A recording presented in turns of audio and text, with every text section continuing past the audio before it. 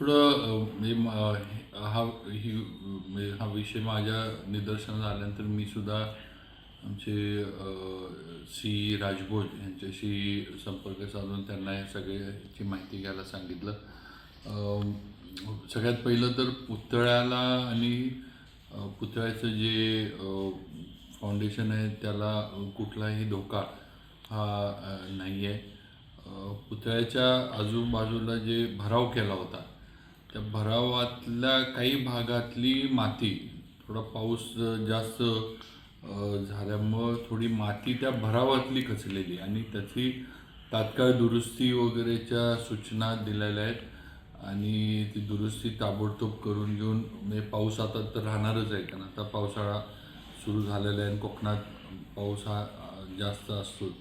पण तरी त्याच्या सूचना दिल्या गेल्यात आणि PWDचे संबंधित स्थानिक तिथले जे सगळे अधिकारी आहेत त्यांनासुद्धा सगळ्या परिसरावर, पूर्ण जो पुतळ्याचा परिसर आहे तिथला, त्याच्यावर नीट लक्ष ठेवण्याच्या पण सूचना दिल्यात.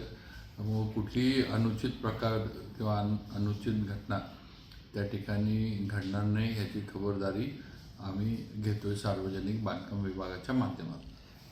पुतळ्याला काय धोका नाही ना त्या सगळ्या? नाही, पुतळ्याला कुठलाही धोका नाही. मला जे अधिकारी माझ्याशी जे बोलले त्यांनी सांगितले की पुतळ्याचं फाउंडेशन आणि पुतळा किंवा त्याला कुठेही काही हे नाही आहे, त्यामुळे त्याला धोका होण्याचा काही विषय नाही.